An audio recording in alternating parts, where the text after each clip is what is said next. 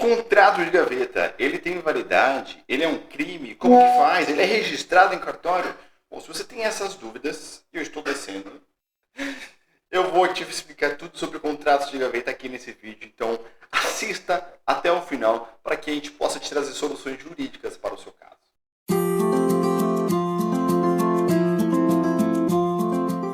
Bom, antes de tudo, vamos começar então pela questão da validade dos contratos de gaveta. Para falar disso, eu tenho que falar dos efeitos. Hoje nós temos dois tipos de efeito. Nós temos os efeitos entre as partes, em que um vai ter efeito com o outro. E nós temos os efeitos erga omnes, que são os efeitos para todo mundo. Os efeitos do contrato de gaveta são entre as partes. As outras pessoas, terceiros, sequer vão ficar sabendo. E a gente nem pode presumir que as pessoas vão ficar sabendo desses tipos de contrato. Contrato de gaveta, contrato de prestação de serviço, de energia, as pessoas não vão ficar sabendo desse tipo de contrato. Então a gente fala que são contrato ali bem fechadinho, só entre duas partes.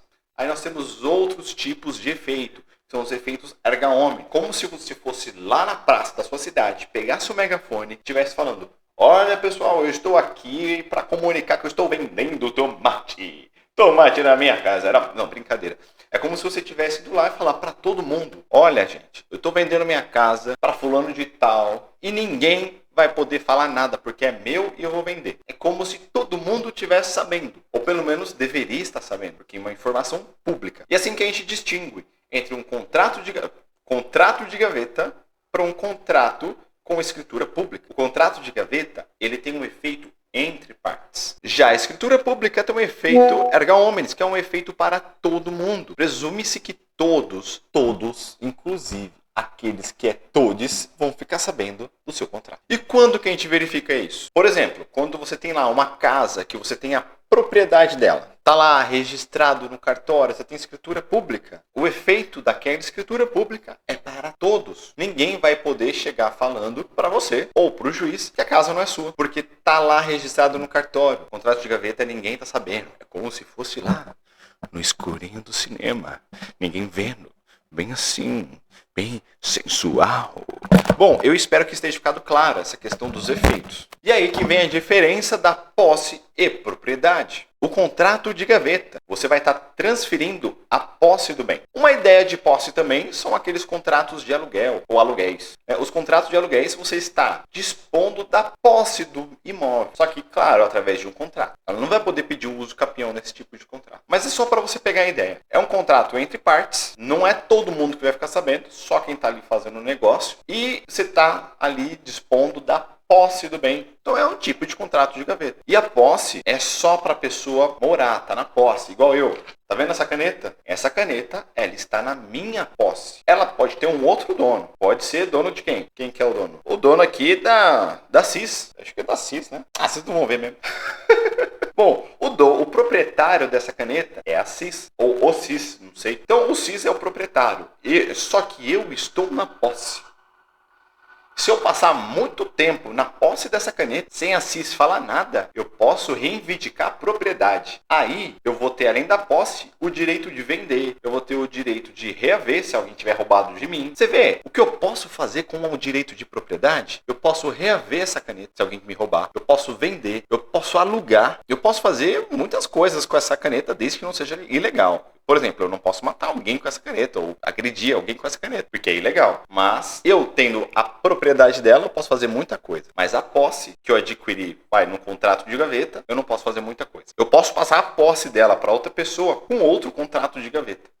Mas a propriedade eu só passo se eu já tenho a propriedade dela. Será que ficou claro para vocês? Eu espero que tenha ficado bem claro. Então, a diferença de um contrato de gaveta para uma escritura pública é essa. O contrato de gaveta, você vai ter a posse do bem. Você vai poder transferir a posse para outra pessoa. Bom, você pode fazer isso. Mas a propriedade, que é o direito de você poder reaver, o direito de você poder usar à vontade, de você colocar à venda, de você colocar de aluguel, isso, o direito de propriedade vai te consagrar. Só que a posse, nem tanto. Você tem uma restrição muito grande com relação à posse. Eu já vou chegar num assunto muito legal, que é o seguinte. E nos terrenos, nas vendas, nos imóveis, em que não tem a propriedade, porque não tem registro público. O que a gente vai fazer? Eu já vou te explicar. Vou te explicar agora. Vou te explicar agora. Não vou explicar. Eu não vou deixar para depois, porque o que eu vou te falar, o que eu vou te falar agora nesse vídeo, eu acho que eu mereço um like.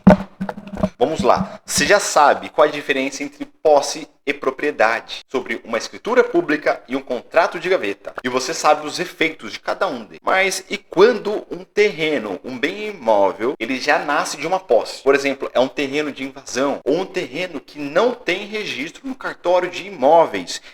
Acontece muito.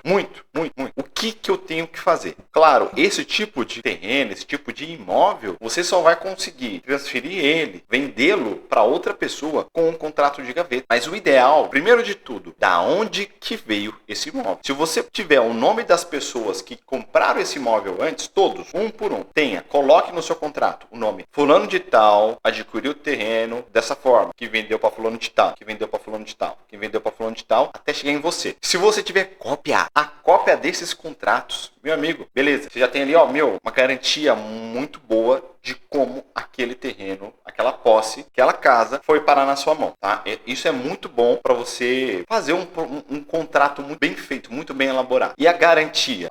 E se der algum problema ali, algum BO, o que eu posso ter de garantia, Daniel? Você pode colocar um outro imóvel como garantia. Se a pessoa que está te vendendo tiver outros imóveis, ela pode te dar esse outros imóveis. Ou se ela tiver algum outro bem, seja carro, seja alguma coisa de valor, coloca no contrato. Se tiver essa opção, coloca no contrato. Vai ficar como garantia dois veículos, um veículo, uma joia, um quadro, sei lá, 10 PlayStation 5.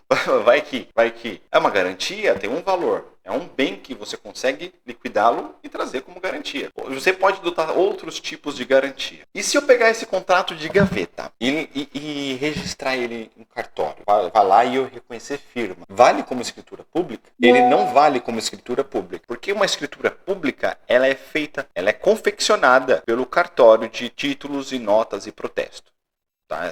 É esse tipo de cartório que vai fazer a escritura pública, não é nenhum outro. Aí, com a escritura, você vai lá no cartório de imóveis e vai transferir a propriedade para o seu nome. Porque a escritura tem fé pública. Ela é igual a um contrato de gaveta, só que ela foi feita por um cartório que tem fé pública. Essa é a diferença. Qual que é a diferença entre um contrato de gaveta e uma escritura pública? A pessoa que fez tem a fé pública. O Estado falou assim, cartório de títulos e protestos. Você pode fazer contrato, que vão se chamar escrituras públicas. E essas escrituras públicas servirão para transferir a propriedade de bens imóveis. É isso. Essa é a maior diferença. Mas sempre que você for fazer um contrato de gaveta, tem alguma garantia. É necessário para você fazer um bom negócio jurídico e se blindar qualquer eventualidade. Mesmo que a outra parte não queira rescindir o contrato ou não cumprir uma cláusula, a pessoa pode morrer amanhã. A pessoa pode vir a ter um problema de saúde e não conseguir cumprir o contrato ou dar continuidade no contrato. Então, se você tiver uma garantia, é melhor para você e para outra parte. Sempre consulte um advogado. Se você precisar de algum auxílio jurídico, vá atrás de um advogado de sua confiança para tirar todas as suas dúvidas. Então, eu espero realmente que vocês tenham ficado bem mais esclarecidos quanto aos contratos de gaveta. Quais são os seus efeitos? Quais tipos de garantias que você pode adotar? Quando que, por exemplo, pode ocorrer um contrato de gaveta? Qual a diferença entre ele e uma escritura pública? O que é posse e o que é propriedade? Tudo isso está aqui nesse vídeo explicado bem sucintamente, de forma bem sucinta, porque se eu for explicar muito, vai ficar muito chato esse vídeo, vai ficar desinteressante para você. Pega esse conhecimento. Se você tiver mais dúvida, põe aqui no comentário. Se você gostou desse conteúdo, curta, comente, compartilhe e até o nosso próximo encontro.